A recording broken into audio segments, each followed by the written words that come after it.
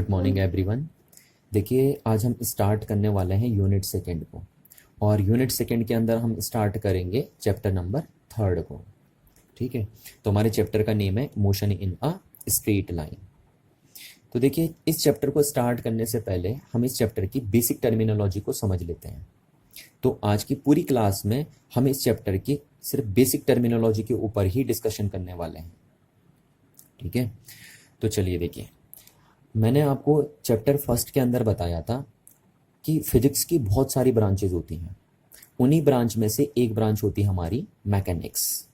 ठीक है, तो मैकेनिक्स कोई एक टॉपिक नहीं है, ये फिजिक्स की पूरी एक ब्रांच है।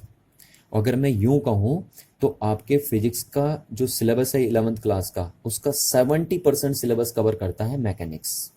ठीक है, तो सिर्फ 1-2 दिन डिस्कस नहीं करेंगे हम मैकेनिक्स, अगले 2-2.5 महीने हम पूरे मैकेनिक्स को ही डिस्कस करने वाले हैं, क्योंकि ये पूरी ब्रांच है फिजिक्स की, ये कोई एक टॉपिक नहीं है मैकेनिक्स। चलिए अब देखिए समझ लेते हैं कि मैकेनिक्स है क्या। देखिए मैकेनिक्स एक किसी ऑब्जेक्ट की रेस्ट और मोशनल कंडीशन की स्टडी होती है। जब भी आप किसी ऑब्जेक्ट की रेस्ट और मोशनल कंडीशन की स्टडी करते हैं तो उसी स्टडी को हम मैकेनिक्स के नेम से जानते हैं। तो हम कह सकते हैं कि mechanics is that branch of physics where we deal about the rest and motional condition of an object। ठीक है, तो आपको इस बात को समझना है। चलिए आगे हम बात करें तो मैकेनिक्स जो होती है वो फिजिक्स की सबसे ओल्डेस्ट ब्रांच होती है ना, और इसीलिए हम इसको क्लासिकल फिजिक्स के नेम से भी कॉल करते हैं। मैकेनिक्स को आप किस फिजिक्स के नेम से कॉल करते हैं? क्लासिकल फिजिक्स, क्योंकि ये ओल्डेस्ट ब्रांच है फिजिक्स की। और इसको हम न्यूटोनियन मैकेनिक्स के नेम से भी कॉल करते हैं, या न्यूटोनियन फिजिक्स के नेम से भी जानते हैं मैकेनिक्स को, क्योंकि ये पूरी फिजिक्स एक तरीके से न्यूटन के लॉज ऑफ मोशन पे बेस्ड होती है। अब देखिए मैकेनिक्स को भी हम 3 पार्ट्स में कैटेगराइज कर सकते हैं, या हम ये कह सकते हैं कि मैकेनिक्स की भी हम 3 ब्रांचेज बना सकते हैं। तो फर्स्ट ब्रांच जो होती है मैकेनिक्स की वो होती है स्टैटिक्स, सेकेंड ब्रांच होती है काइनेमेटिक्स, और थर्ड ब्रांच होती है डायनेमिक्स। तो ये 3 ब्रांचेज होती है मैकेनिक्स की, ये 3 पार्ट्स होते हैं मैकेनिक्स के। ठीक है, अच्छा पहले अब इनकी टर्मिनोलॉजी समझ लेते हैं हम, है ना। तो देखिए स्टैटिक जो है वो एक ग्रीक वर्ड है और इसका मीनिंग होता है रेस्ट। काइनेमेटिक्स जो है वो भी एक ग्रीक वर्ड है जो काइनेमा वर्ड से एमर्ज हुआ है और इसका मीनिंग होता है मोशन। और डायनेमिक्स भी ग्रीक वर्ड है जो डायनेमिक वर्ड से एमर्ज हुआ है और इसका मीनिंग होता है पावर या मोशन। तो ये सारे ग्रीक वर्ड हैं, और फिजिक्स में वैसे भी आपके 99% वर्ड जो होते हैं वो ग्रीक वर्ड होते हैं। ठीक है, चलिए तो ये तो थी इनकी बेसिक टर्मिनोलॉजी। तो स्टैटिक का मीनिंग रेस्ट, काइनेमेटिक का मीनिंग मोशन, और डायनेमिक का मीनिंग भी मोशन। अब देखिए क्या है स्टैटिक्स क्या है। तो स्टैटिक्स मैकेनिक्स की वो ब्रांच है जहां पे हम ऑब्जेक्ट की सिर्फ रेस्ट कंडीशन को डील करते हैं बस, यानी statics is the study of rest condition of an object. ठीक है, तो इसीलिए हम कह रहे हैं कि statics is that branch of mechanics या that branch of physics in which we deal about the rest condition of an object. ठीक है, तो इतनी बात आपको समझ में आ गई होगी। अच्छा अब एक चीज देखिए स्टैटिक्स में टाइम का मेजरमेंट एसेंशियल नहीं होता, यानी स्टैटिक्स के अंदर अगर आप टाइम मेजर कर भी रहे हैं तो भी कोई फर्क नहीं पड़ता, और अगर आप नहीं भी कर रहे हैं टाइम का मेजरमेंट स्टैटिक्स के अंदर तो भी कोई फर्क नहीं पड़ता। ठीक है, क्योंकि ऑब्जेक्ट अपनी पोजीशन तो चेंज करता नहीं है। स्टैटिक्स में ऑब्जेक्ट कहाँ रहता है? रेस्ट में रहता है। तो अगर ऑब्जेक्ट अपनी पोजीशन चेंज नहीं कर रहा टाइम के साथ साथ तो फिर टाइम का मेजरमेंट करना बेकार बात है ना, खाली फालतू में कर रहे हैं हम टाइम का मेजरमेंट। तो इसीलिए हम कह रहे हैं कि स्टैटिक्स के अंदर टाइम का मेजरमेंट एसेंशियल नहीं होता है। चलिए अब बात करते हैं काइनेमेटिक्स की। तो देखिए kinematics is basically the study of motion of an object without knowing the cause of motion. ठीक है ना, यानी काइनेमेटिक्स के अंदर हम ऑब्जेक्ट की मोशन की स्टडी करते हैं, बट हमें इस बात से लेना देना नहीं होता कि उस मोशन के पीछे क्या कॉज छुपा है। यानी काइनेमेटिक्स में हम सिर्फ मोशन पे फोकस करते हैं बस, हम इस बात पे फोकस नहीं करते काइनेमेटिक्स में कि ऑब्जेक्ट में जो मोशन है उसके पीछे कॉज क्या है। ठीक है ना, क्यों ऑब्जेक्ट में मोशन हुआ है उस बात पे हम फोकस नहीं करते हैं काइनेमेटिक्स के अंदर, हम सिर्फ फोकस करते हैं काइनेमेटिक्स में तो ऑब्जेक्ट के मोशन पे फोकस करते हैं बस। तो इसलिए हम कह रहे हैं कि kinematics is that branch of mechanics in which we deal about the motional condition of an object without knowing the cause of motion. ठीक है, तो ये बात आपको ध्यान रख। अच्छा, अब देखिए काइनेमेटिक्स में टाइम का मेजरमेंट एसेंशियल होता है, क्योंकि यहाँ पे ऑब्जेक्ट क्या करता है ना, मोशनल कंडीशन में होता है काइनेमेटिक्स के अंदर। और जब ऑब्जेक्ट मोशनल कंडीशन में होता है तो वो टाइम के साथ साथ अपनी पोजीशन क्या करते रहता है, चेंज करते रहता है। तो इसलिए काइनेमेटिक्स में टाइम का मेजरमेंट बहुत ही ज़्यादा एसेंशियल हो जाता है, जबकि स्टैटिक्स में बिल्कुल भी एसेंशियल नहीं होता है। ठीक है, अच्छा अब थर्ड डिस्कस करते हैं, देखिए डायनेमिक्स। ठीक है, तो डायनेमिक्स में क्या होता है, देखिए डायनेमिक्स में बेसिकली हम स्टडी करते हैं एक ऑब्जेक्ट की मोशन को, बट यहाँ पे हम मोशन के साथ साथ ये भी जानते हैं, ये भी डिस्कस करते हैं कि उस मोशन के पीछे क्या कॉज छुपा है। ठीक है, यानी क्यों मोशन हुआ है ऑब्जेक्ट में, उसको भी हम यहाँ पे कंसीडर करते हैं। तो डायनेमिक्स में मोशन के साथ साथ हम किस और चीज़ की स्टडी करते हैं, कॉज ऑफ मोशन की भी स्टडी करते हैं। तो इसलिए ध्यान रखना कि dynamics is that branch of mechanics in which we deal about the motional condition of an object, है ना, as well as the knowing the cause of motion. ठीक है ना, तो ये डायनेमिक्स की डेफिनेशन भी आपको समझ में आनी चाहिए। और देखिए डायनेमिक्स में भी टाइम का मेजरमेंट एसेंशियल होता है, क्योंकि यहाँ पे भी ऑब्जेक्ट मोशनल कंडीशन में होता है ना। अच्छा, अब देखो आपको काइनेमेटिक्स और डायनेमिक्स में डिफरेंस समझ में आना चाहिए। क्या डिफरेंस है, देखिए यहाँ भी ऑब्जेक्ट के मोशन की स्टडी करते हैं, यहाँ भी ऑब्जेक्ट के मोशन की स्टडी करते हैं, बट यहाँ पे सिर्फ मोशन की स्टडी करते हैं without knowing the cause of motion, और यहाँ पे मोशन की स्टडी के साथ साथ कॉज ऑफ मोशन की स्टडी भी करते हैं। ठीक है, और कॉज ऑफ मोशन क्या होता है, आपको पता है कॉज ऑफ मोशन क्या होता है? देखिए कॉज ऑफ मोशन होता है फोर्स। ठीक है, मोशन किसके कारण होता है? फोर्स के कारण होता है। तो यहाँ पे हम फोर्स, मोशन के साथ साथ फोर्स की भी स्टडी करते हैं, यहाँ पे फोर्स की स्टडी नहीं करते हैं। तो काइनेमेटिक्स के अंदर कभी भी फोर्स ऐड नहीं होता ना, फोर्स वाला वर्ड काइनेमेटिक्स के अंदर कभी भी ऐड नहीं होता। सिर्फ फोर्स वाला वर्ड कहाँ ऐड होता है? डायनेमिक्स के अंदर ऐड होता है। तो ध्यान रखना, जहाँ पे आपके सिलेबस के अंदर फोर्स इंट्रोड्यूस हो जाए तो समझ लो वहां से डायनेमिक्स स्टार्ट हो गई है ना। और जब तक फोर्स इंट्रोड्यूस ना हो तब तक आप जितना भी डिस्कशन करेंगे वो सब काइनेमेटिक्स के अंदर होगा। चलिए अब हम डिस्कस करते हैं रेस्ट एंड मोशन को। तो रेस्ट एंड मोशन कंडीशन होती हैं एक ऑब्जेक्ट की। ठीक, ध्यान दीजिए, देखिए क्या कह रहा हूं मैं, रेस्ट एंड मोशन कंडीशन होती हैं ऑब्जेक्ट की। और इनको कैसे डिफाइन किया जाता है अब हम उसको डिस्कस कर लेते हैं। तो पहले हम रेस्ट को डिस्कस करते हैं। देखिए चलिए, सपोज ये एक ऑब्जेक्ट है और ये एक ऑब्जर्वर है ना। ऑब्जर्वर देखिए अपने आप में खुद एक ऑब्जेक्ट होता है, पर हम इसको ऑब्जर्वर इसलिए बोल रहे हैं क्योंकि ये इस ऑब्जेक्ट की एक्टिविटी को ऑब्जर्व करेगा, इसलिए ये ऑब्जर्वर हो गया हमारा, और इसको हम ऑब्जेक्ट बोलेंगे। अच्छा, अब देखिए क्या है, अगर ये ऑब्जेक्ट अपनी पोजीशन को टाइम के साथ चेंज नहीं कर रहा है इस ऑब्जर्वर के रिस्पेक्ट में, तो फिर ये ऑब्जर्वर इस ऑब्जेक्ट को रेस्ट कंडीशन में बोल सकता है कि ये ऑब्जेक्ट रेस्ट कंडीशन में है ना। बाकी और कोई नहीं बोल सकता है, क्योंकि ये ऑब्जेक्ट सिर्फ इसी ऑब्जेक्ट के रिस्पेक्ट में अपनी पोजीशन को टाइम के साथ चेंज नहीं कर रहा है। तो इसीलिए हम यहाँ से डिफाइन कर सकते हैं, हम कह सकते हैं कि an object is said to be in rest condition if it does not change its position with time with respect to an observer। ठीक है ना, तो ये ध्यान रखना आपको।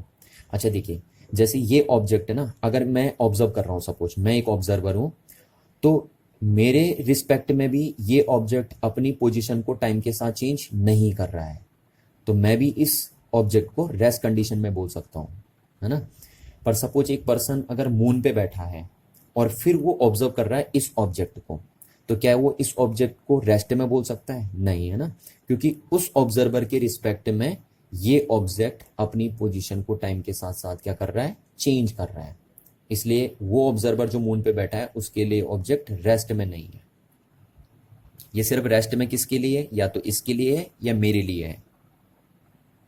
अच्छा, अब हम डिस्कस करते हैं मोशन को। ये तो रेस्ट को हमने डिफाइन कर लिया ना, अब हम मोशन को डिफाइन करते हैं। देखिए अब क्या है, सपोज फिर वही ये ऑब्जेक्ट हो गया और ये ऑब्जर्वर हो गया। ठीक है, पर अब इस केस में क्या हुआ कि सपोज ये ऑब्जेक्ट देखिए अपनी पोजीशन को टाइम के साथ साथ क्या कर रहा है? चेंज कर रहा है ना। ये देखिए ऐसे, तो अगर ये ऑब्जेक्ट अपनी पोजीशन को टाइम के साथ चेंज कर रहा है इस ऑब्जर्वर के रिस्पेक्ट में, तो ये ऑब्जर्वर बोलेगा ये ऑब्जेक्ट मोशनल कंडीशन में है। ठीक है, मोशन में है। तो यहां ध्यान दीजिए, हम इसीलिए बोलेंगे कि an object is said to be in motional condition if it does change its position continuously with time with respect to an observer, या इस ऑब्जर्वर को हम सराउंडिंग के नेम से भी कॉल कर सकते हैं। ठीक है ना, तो सिर्फ यही ऑब्जेक्ट, यही ऑब्जर्वर क्या बोल सकता है, इस ऑब्जेक्ट को मोशनल कंडीशन में बोल सकता है, क्योंकि ये ऑब्जेक्ट अपनी पोजीशन को टाइम के साथ साथ क्या कर रहा है, चेंज कर रहा है इस ऑब्जर्वर के रिस्पेक्ट में।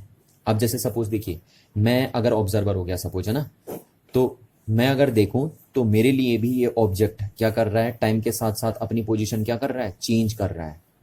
तो मैं भी इसको मोशन में बोल सकता हूं। ठीक है, मैं भी इसको क्या बोल सकता हूं, इस ऑब्जेक्ट को मोशन में बोल सकता हूं, क्योंकि ये ऑब्जेक्ट टाइम के साथ साथ अपनी पोजीशन चेंज कर रहा है मेरे रिस्पेक्ट में, तो इसलिए मैं भी इसको मोशन में बोल सकता हूं।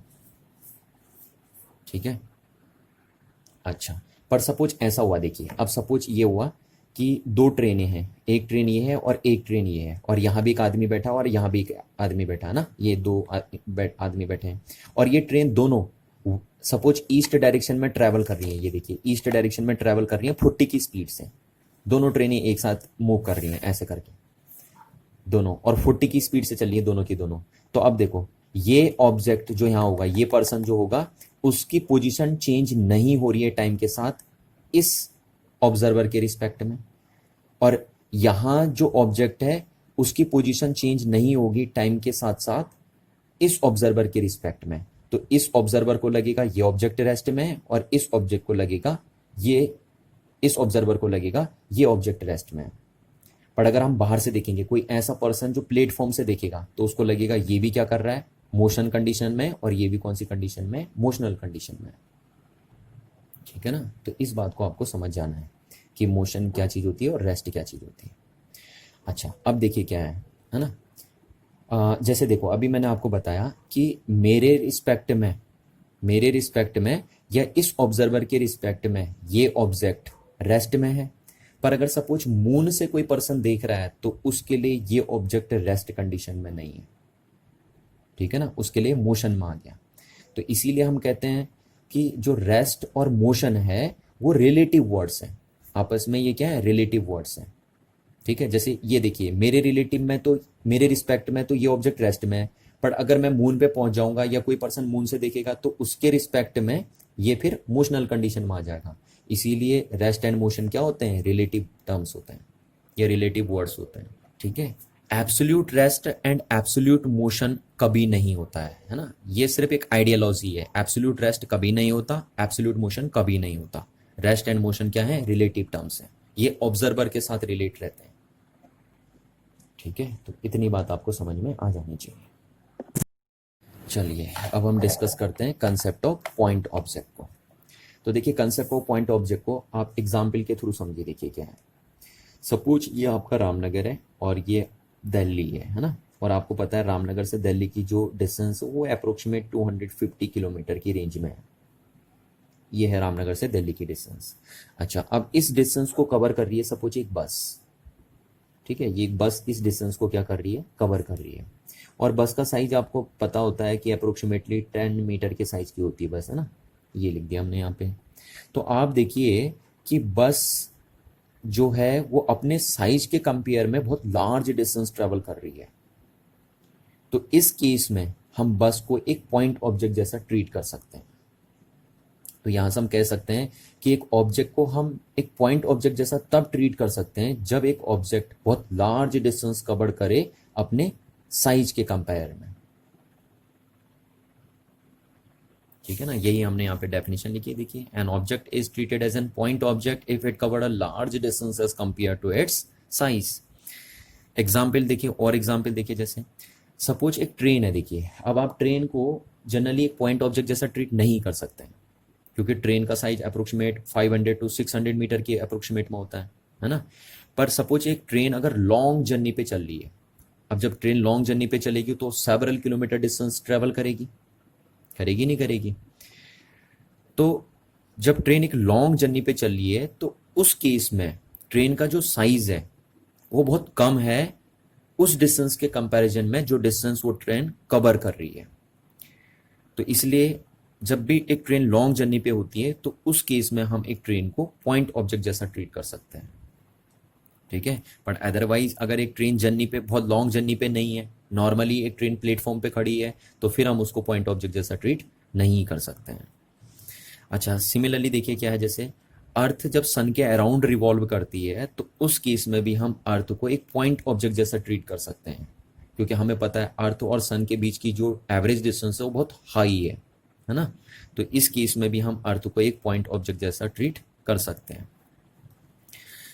अच्छा, अब चलिए देखिए ये पॉइंट ऑब्जेक्ट का कंसेप्ट क्यों हम इंट्रोड्यूस करते हैं ना, इसका इंपॉर्टेंस क्या है, कहाँ काम आएगा ये आपके। तो देखिए इसको बताता हूँ मैं आपको। देखिए सपोज ये एक वॉल है आपके पास, ठीक है, ये एक वॉल है और यहाँ पे कोई कार आपकी रखी हुई है, यहाँ पे सपोज एक कार रखी हुई है आपकी, ठीक है, ये यहाँ पे कार रखी हुई है आपकी, ये इस टाइप से। अच्छा, अब ये जो डिस्टेंस है यहाँ से कार के फ्रंट से और वॉल तक की जो डिस्टेंस है सपोज वो 113 किलोमीटर है, ठीक है। ये है कहाँ से डिस्टेंस है, वॉल से कार के फ्रंट की डिस्टेंस है 113 किलोमीटर। अच्छा, अब मैं आपको ये क्वेश्चन दे दूं, देखिए calculate calculate the distance between wall and car. तो आप क्या करेंगे बताइए, है ना। आप कहाँ से कैलकुलेट या मीजरमेंट, है ना, मीजर भी बोल सकता हूँ मैं आपसे, कैलकुलेट करिए मीजर करिए। तो करिए जरा, कार और वॉल के बीच की डिस्टेंस को मीजर करिए। तो कोई बच्चा यहाँ से मीजर करेगा वॉल की डिस्टेंस, और कोई बच्चा यहाँ से मीजर करेगा, और कोई यहाँ से मीजर कर सकता है, हो सकता है ना, यहाँ से भी मीजर कर सकता है बच्चा वॉल की डिस्टेंस, यहाँ से भी कर सकता है और यहाँ से भी कर सकता है। ये कन्फ्यूजन है। तो क्या है देखो, क्योंकि जो कार है वो यहाँ से बहुत हाई डिस्टेंस पे है, तो इस केस में हम कार को एक पॉइंट ऑब्जेक्ट जैसा ट्रीट कर सकते हैं। हम मान सकते हैं कि ये कार को हमने एक पॉइंट मान लिया यहाँ पे, ये देखिए ये, और अब जो हम मीजरमेंट करेंगे वो यहाँ से करेंगे, देखिए यहाँ से ये जो डिस्टेंस होगी अब उसको हम बोलेंगे distance between wall and car. तो इस टाइप के कन्फ्यूजन को दूर करने के लिए हम पॉइंट ऑब्जेक्ट का कंसेप्ट इंट्रोड्यूस करते हैं। चलिए अब हम डिस्कस करते हैं फ्रेम ऑफ रेफरेंस को, है ना। तो ये भी काफ़ी इंपॉर्टेंट टॉपिक है और इसकी इंपॉर्टेंस आपको पता चलती रहेगी जैसे जैसे आप चैप्टर में आगे बढ़ते रहेंगे, तो है ना। और काइनेमेटिक्स के अंदर तो ये टॉपिक बहुत बड़ा रोल प्ले करता है। चलिए, तो फ्रेम ऑफ रेफरेंस को देखिए एक एग्जाम्पल के थ्रू समझते हैं, तब हमें बेटर ढंग से समझ में आएगा कि फ्रेम ऑफ रेफरेंस है क्या। देखिए सपोज एक ट्रेन है, ठीक है, ये ट्रेन ले ली मैंने, और ये ट्रेन सपोज कांस्टेंट वेलोसिटी से मूव कर रही है, कांस्टेंट वेलोसिटी से ये ट्रेन मूव कर रही है। सपोज इस ट्रेन की स्पीड है 80 मीटर पर सेकेंड, ठीक है, इस डायरेक्शन में ट्रैवल कर रही है ट्रेन कांस्टेंट वेलोसिटी से ईस्ट डायरेक्शन में। अच्छा, अब इसके अंदर एक पर्सन बैठा हुआ है इस ट्रेन के अंदर। तो आप एक बात बताइए, अगर ये ट्रेन 80 मीटर पर सेकेंड की स्पीड से ट्रैवल कर रही है ईस्ट डायरेक्शन में, तो इस पर्सन की वेलोसिटी कितनी होगी, इस पर्सन की वेलोसिटी भी 80 मीटर पर सेकेंड होगी ईस्ट डायरेक्शन में, है ना। होगी नहीं होगी, बिल्कुल होगी। चलिए, अब हुआ क्या, इस पर्सन ने, इसके हाथ में एक बॉल थी और इसने उसको थ्रो किया, ठीक है, थ्रो कर रही है उसको ऊपर अपवर्ड डायरेक्शन में। तो इसको क्या लगेगा, देखो इस पर्सन को जो ट्रेन के अंदर बैठा है उसको क्या लगेगा कि ये बॉल ऐसे ऊपर गई और फिर यहाँ से नीचे उसी के हाथ में आ गई, ऐसे ऐसे लगेगा इस पर्सन को, जो ये ट्रेन में बैठा है उसको ऐसे लगेगा कि बॉल ऐसे ऊपर फेंकी उसने और फिर बॉल उसके हाथ में आ गई। बिल्कुल ऐसा होगा। देखिए अगर आप कभी ऐसी ट्रेन में बैठे हो जो एक कांस्टेंट स्पीड कांस्टेंट वेलोसिटी से चल रही है, तो अगर आप उस ट्रेन में एक बॉल को ऊपर फेंको और फिर ऐसे हाथ करिए नीचे, तो वो आपके हाथ में आएगी ऊपर, ठीक है। तो ऐसा लगेगा इस पर्सन को कि उसने बॉल ऐसे फेंकी और बॉल सीधे ऊपर गई और फिर सीधे नीचे उसके हाथ में आ गई। अच्छा, पर ये सिर्फ तभी होगा जब ट्रेन कांस्टेंट वेलोसिटी से ट्रैवल करेगी। अच्छा, अब देखिए, अब अगर सपोज कोई पर्सन जो प्लेटफॉर्म पे खड़ा है वो ऑब्जर्व कर रहा है इसको, तो उसे लगेगा कि ये बॉल ऐसे गई, देखिए ऐसे। उसे नहीं लगेगा, प्लेटफॉर्म पे जो खड़ा है पर्सन, उसको नहीं लगेगा कि ये बॉल सीधे ऐसे ऊपर गई और नीचे आ गई, उसको लगेगा ये बॉल ऐसे आ रही है, ऐसे चल रही है, पैराबोलिक पाथ में चल रही है बॉल। और ये किसको फील होगा, ये फील क्या, ये अपीयर होगा उस पर्सन को जो प्लेटफॉर्म पे खड़ा है, और जबकि इस पर्सन को जो बॉल फेंक रहा है, जो ट्रेन के अंदर बैठा, उसको लगेगा कि बॉल सीधे ऊपर गई और फिर नीचे आ गई। तो रियल में जो बॉल की पोजीशन है वो ऐसे अपवर्ड और डाउनवर्ड डायरेक्शन में है या ऐसे पैराबोलिक पाथ में है, रियल में कौन सी चीज सही है ना। तो रियलिटी में देखिए दोनों चीजें सही है, ये भी सही है और ये भी सही है।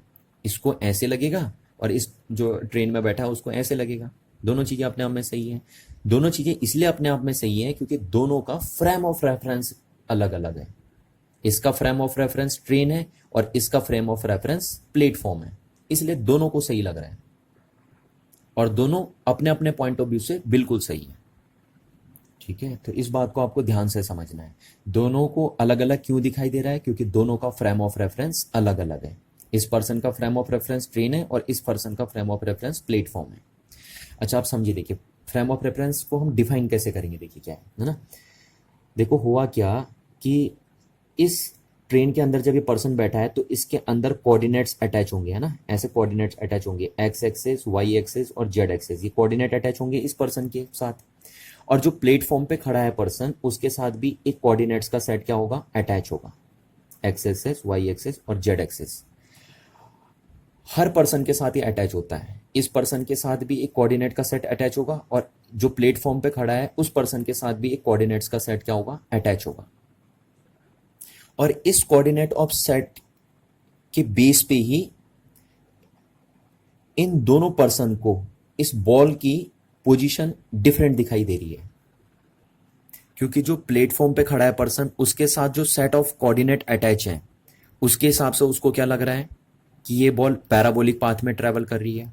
पर जो पर्सन है उसके साथ जो सेट ऑफ कोऑर्डिनेट्स अटैच हैं, उसके हिसाब से उसको लग रहा है कि ये ball upward and downward direction में मूव कर रही है। तो यहां से हम समझ सकते हैं कि सेट ऑफ कोऑर्डिनेट्स के बेस पे, किसी भी एक सेट ऑफ कोऑर्डिनेट्स के बेस पे हम किसी ऑब्जेक्ट की पोजीशन को डिफाइन करते हैं। ठीक है ना। तो जो एक सेट ऑफ कोऑर्डिनेट होता है किसी ऑब्जेक्ट की पोजीशन को डिफाइन करने के लिए, उसी सेट ऑफ कोऑर्डिनेट को हम बोलते हैं फ्रेम ऑफ रेफरेंस।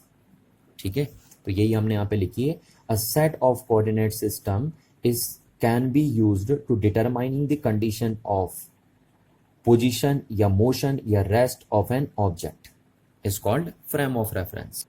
ठीक है ना।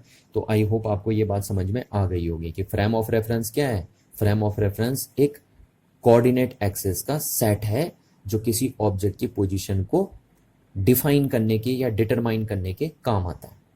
बिना सेट ऑफ कोऑर्डिनेट के आप किसी भी ऑब्जेक्ट की पोजीशन को डिटरमाइन नहीं कर सकते हैं। जैसे देखिए, अगर इस ट्रेन में ये जो पर्सन बैठा उसके साथ ये एक्स वाई जेड एक्सेस यानी ये जो सेट ऑफ कोऑर्डिनेट है ये अटैच नहीं होता, तो क्या वो इस ऑब्जेक्ट की पोजीशन को यानी इस बॉल की पोजीशन को डिटरमाइन कर सकता था? नहीं कर सकता था, है ना। ये सिर्फ तभी तो कर रहा है जब इसके साथ एक कोऑर्डिनेट सेट अटैच है। और ऐसी प्लेटफॉर्म पे जो खड़ा है पर्सन, वो भी इस बॉल की पोजीशन को तभी डिटरमाइन या तभी स्पेसिफाई कर पा रहा है जब उसके साथ एक सेट ऑफ कोऑर्डिनेट अटैच है ना। तो किसी भी ऑब्जर्वर के साथ जो सेट ऑफ कोऑर्डिनेट अटैच होता है, जिसके बेस पे वो ऑब्जर्वर किसी ऑब्जेक्ट की पोजीशन को या मोशन को स्पेसिफाई करता है, उसी सेट ऑफ कोऑर्डिनेट को हम क्या बोलते हैं, फ्रेम ऑफ रेफरेंस बोलते हैं। ठीक है, चलिए ये यहां से आप फ्रेम ऑफ रेफरेंस के नोट्स प्रिपेयर कर लीजिए। ठीक है, चलिए अब हम डिस्कस करते हैं motion in 1 dimension, 2 dimension and 3 dimension को। ठीक है, तो यहाँ पे हम देखेंगे कि एक ऑब्जेक्ट के मोशन को कब हम 1 डायमेंशनल मोशन बोलेंगे, कब हम एक ऑब्जेक्ट के मोशन को 2 डायमेंशनल मोशन बोलेंगे और कब हम एक ऑब्जेक्ट के मोशन को 3 डायमेंशनल मोशन बोलेंगे, है ना। तो इनको 1 बाय 1 डिस्कस कर लेते हैं हम। देखिए, पहला हम लिखेंगे motion of an object in 1 dimension, motion in 1 dimension, या आप इसको शॉर्टकट बोल सकते हैं 1 डायमेंशनल मोशन। ठीक है, तो चलो इसको डिस्कस करने से पहले देखिए मैं कुछ बेसिक बातें आपको बताता हूँ। देखिए क्या है ना, जब आपको सपोज किसी ऑब्जेक्ट की पोजीशन को स्पेसिफाई करना है स्पेस में, स्पेसिफाई करने का मतलब है डिटरमाइन करना, है ना।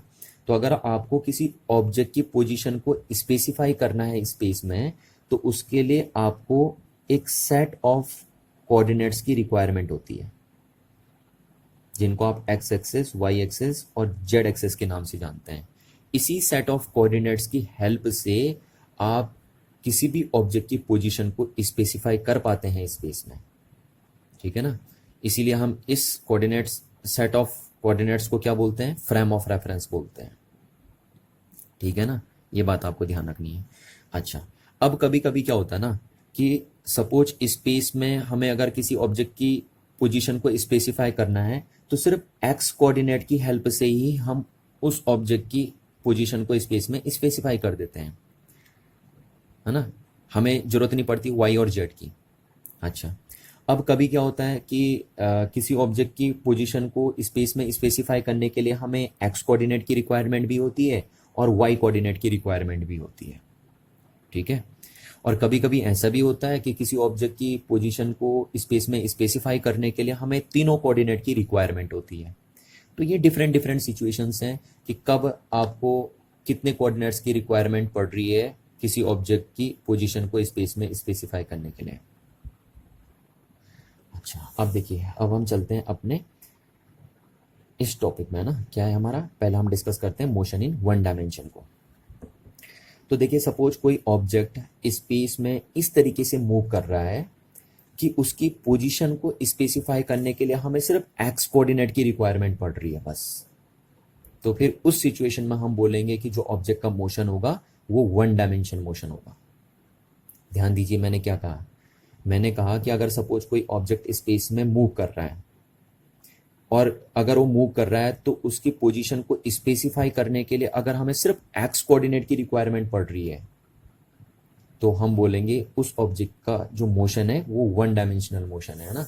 इसीलिए हमने यहाँ पे लिखा है the motion of an object is said to be one dimensional motion if only one of the three coordinates is required to specify its position in a space changes with respect to time। जैसे देखिए, example समझाता हूँ मैं आपको।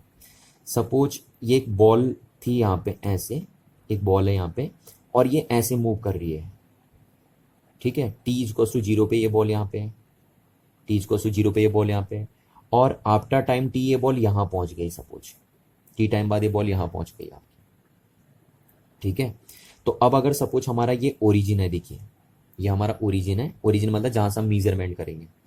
तो यहाँ पे देखिए, यहाँ पे बॉल की पोजीशन को स्पेसिफाई करना हमने, तो हमने बोल दिया यहाँ से जो बॉल की डिस्टेंस हो वो x1 है और यहाँ से जो यहाँ तक जो बॉल की डिस्टेंस हो वो ओरिजिन से x2 है, ठीक है। तो हमने बॉल की दोनों पोजीशन ओरिजिन से स्पेसिफाई कर दी, देखिए कर दी नहीं कर दी, स्पेसिफाई कर दी या डिटरमाइन कर दी, एक ही बात है।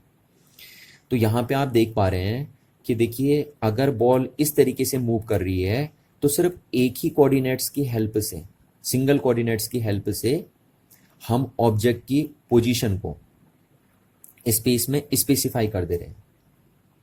तो इसलिए इस सिचुएशन में इस बॉल का जो मोशन होगा वो वन डायमेंशनल मोशन बोला जाएगा, ठीक है ना। क्योंकि सिर्फ देखिए एक्स कोऑर्डिनेट के बेस पे ही आपने इस बॉल की पोजीशन को स्पेसिफाई कर दिया है, तो इस बात का ध्यान रखना आपको।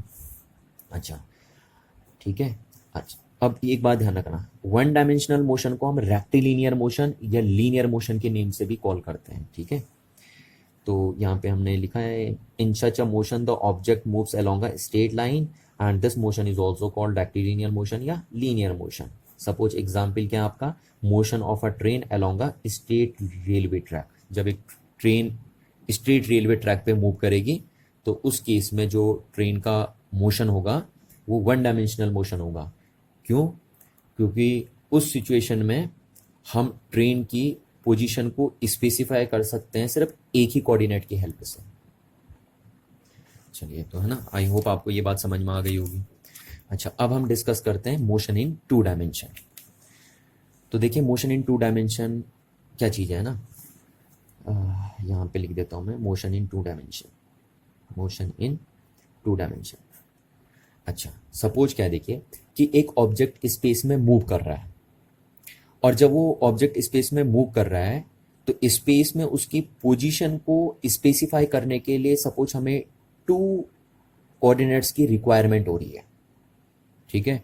तो हम बोलेंगे कि वो ऑब्जेक्ट का जो मोशन है वो टू डायमेंशनल मोशन है, ठीक है। इसलिए हमने यहाँ पे डेफिनेशन लिखी है, देखिए the motion of an object is said to be two dimensional motion if two of the three coordinates are required to specify the position of the object in a space changes with respect to time। जैसे देखिए example देखिए यहाँ पे ना, example आप suppose आपके पास एक table है ये, ठीक है, ये एक टेबल है और इस टेबल में आप कैरम खेल लें ना, कैरम, ये कैरम की कोटियाँ हैं ना, ये है कैरम, आप कैरम खेल रहे हैं टेबल में। अब आप जब कैरम को यहाँ से हिट कर रहे हैं, कैरम की इस कॉइन को हिट कर रहे हैं आप यहाँ से, तो ये कॉइन ऐसे भी ट्रैवल कर सकती है और ऐसे भी ट्रैवल कर सकती है ना, ऐसे रैंडमली ट्रैवल कर सकती है, ठीक है। तो अब इस सिचुएशन में अगर आपको इस कैरम की जो ये कॉइन है उसको उसकी पोजीशन स्पेसिफाई करनी है, तो आपको टू कोऑर्डिनेट्स की रिक्वायरमेंट पड़ेगी, एक तो एक्स कोऑर्डिनेट की रिक्वायरमेंट पड़ेगी और एक वाई कोऑर्डिनेट की रिक्वायरमेंट पड़ेगी, ठीक है। तो इसलिए ये जो मोशन होगा यहाँ पे ये कैरम की गोटियों का, वो मोशन टू डायमेंशनल मोशन बोला जाएगा, ठीक है ना। इसी तरीके से हमने यहाँ पे देखिए एग्जाम्पल लिखे हैं आपके पास कि suppose billiard balls moving over a billiard tables are the example of two dimensional motion, ठीक है। और ध्यान रखना, जब भी ऑब्जेक्ट टू डायमेंशनल मोशन करता है तो हम उसको एक ये भी बोल सकते हैं कि वो मोशन इन अ प्लेन है। देखिए ये एक मोशन इन अ प्लेन है, देख रहे हो आप, ये एक प्लेन में मोशन हो रहा है ना।